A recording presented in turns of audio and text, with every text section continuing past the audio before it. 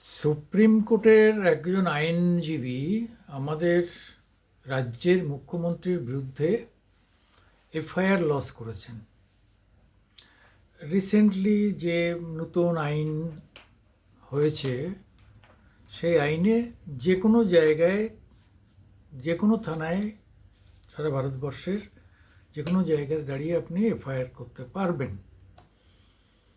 কিন্তু এখানে একজন মুখ্যমন্ত্রীর বিরুদ্ধে একজন সুপ্রিম কোর্টের আইনজীবী মামলা করছেন। তিনি নাম বিনীত বিন্দাল, বিনীত বিন্দাল, মানে অবাঙালি। তাহলে মমতা ব্যানার্জি তো বাংলায় বলেছেন, উনি কি করে সেটা বুঝতে পারলেন যে উনি কি বলেছেন? তাহলে নিশ্চয়ই কোনো বাঙালির কাছ থেকে তর্জমা করে নিয়েছেন। তো যে ভাষাটা বোঝে না সে এফআইআর করে দিল। যখন এবার এফআইআর তো কষে যাওয়া হবে, নিশ্চয়ই মুখ্যমন্ত্রীর পক্ষ থেকে কষে যাওয়া হবে। প্রথম হচ্ছে এই লোকটার লোকাল স্ট্যান্ড কী, তৃতীয় হচ্ছে যে তার ইন্টারেস্টটা কী, তৃতীয় হচ্ছে যে তিনি যে ভাষাটা বোঝেন না, তাহলে সেই ভাষাটা দ্বারা তিনি আহত হলেন বা সেটাকে খুব খারাপ ভালো ভাবছেন কেমন করে। মানে খুব দুর্বল চিত্রনাট্য বলে মনে হচ্ছে। মানে দিল্লিতে দুর্বল চিত্রনাট্য বলে মনে হচ্ছে। তার মানে আমি কালকে মুখ্যমন্ত্রী যা বলেছেন সব মেনে নিচ্ছি, সব ভালো বলেছেন, এটা বলছি না। আমি তার বক্তব্যের সমালোচনা করতে পারি, তার বক্তব্য উস্কানিমূলক বলতে পারি। তিনি সারা ভারতবর্ষের প্রধানমন্ত্রীকে ধমকি দিচ্ছেন, তিনি বিভিন্ন রাজ্যে সারা ভারতবর্ষে কী সব করে ফেলবেন, এসব হতে পারে বোগাস, বা কেউ এটা সমালোচনা করতেই পারেন, মনে করতে পারেন এসবের কথার কোনো ভ্যালু নেই, হতেই পারে। আমি সুকুমার দেবনাথ, আপনাদের আমাদের ভিডিওটি দেখবার জন্য আমাদের চ্যানেলে আপনাদের আহ্বান জানাচ্ছি। যাই হোক, মানে বাংলার সঙ্গে দিল্লি যুক্ত হয়ে গেল।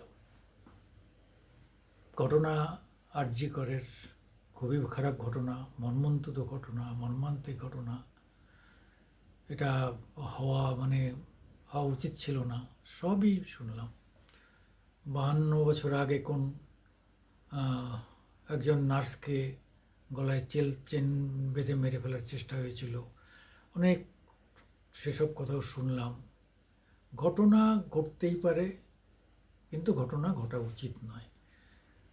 এমন একটা উন্নত জায়গায় একটা মেডিকেল কলেজ এবং হাসপাতাল, যেখানে সব উন্নত উচ্চশিক্ষিত মানুষজন সেটাকে কন্ট্রোল করেন, নিয়ন্ত্রণ করেন, তাদের যদি এইরকম এত বেহিসাবি সমস্ত ঘটনা ঘটতে দেখা যায়।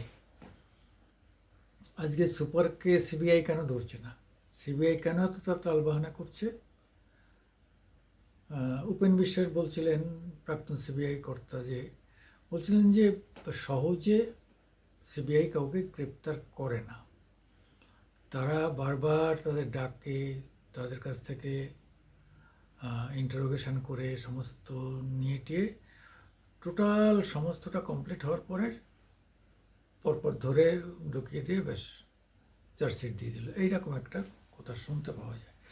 না হলে মধ্যবর্তী একজন যদি ধরা হলো, সে 2 মাস পরে জামিন পেয়ে গেল, ডিউরিং তো ইনভেস্টিগেশনের এই পিরিয়ডের মধ্যে, তাহলে বাকিরা ধরা পড়লে তাদের মধ্যে বেল পাওয়ার একটা প্রবণতা আসে।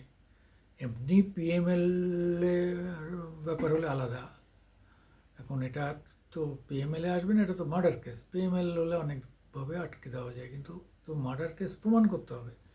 যথেষ্ট স্ট্রং এভিডেন্স না থাকলে জাস্ট তো বেল দিয়ে দেবে, বড় বড় বাঘা বাঘা উকিল দেবে পয়সাওয়ালা লোকেরা, ফলে তোপে টিকবে না। এই জন্যে সিবিআই ধীরে ধীরে এগোচ্ছে। কিন্তু মানুষ তো, সাধারণ মানুষের কাছে তো এটা যুক্তিযুক্ত হবে না। কারণ হচ্ছে যে রাজ্য পুলিশ তো তবু একজনকে ধরেছে, কিন্তু সিবিআই তো কাউকে ধরতে পারলেন না। এখন রাজ্য পুলিশ যাকে ধরেছে সে সঠিক কি বেঠিক সেটা তো তদন্তে নির্ধারিত হবে। সে যদি সত্যি জড়িত না থাকে সে ছাড়া পাবে, সে তো কোর্ট দেখবে। কিন্তু আফটার অল সিবিআইয়ের অগ্রগতি কতটা, কোর্ট তাকে দায়িত্ব দিয়েছে, কোর্ট মনিটর করছে নিশ্চয়ই। ফলে দেখা যাক কোথাকার জল কোথায় গিয়ে গড়ায়। আমি সুকুমার দেবনাথ, মহামান্য মানুষ ইউটিউবের পক্ষ থেকে আপনাদের কাছে লাইক চাইছি, আমাদের একটু সঙ্গে সঙ্গে সাবস্ক্রাইব করার জন্য আবেদন করছি, শেয়ার করার জন্য আবেদন করছি। যারা ইতিমধ্যে আমাদের সাবস্ক্রাইব করেছেন তাদের সবাইকে অভিনন্দন, নমস্কার।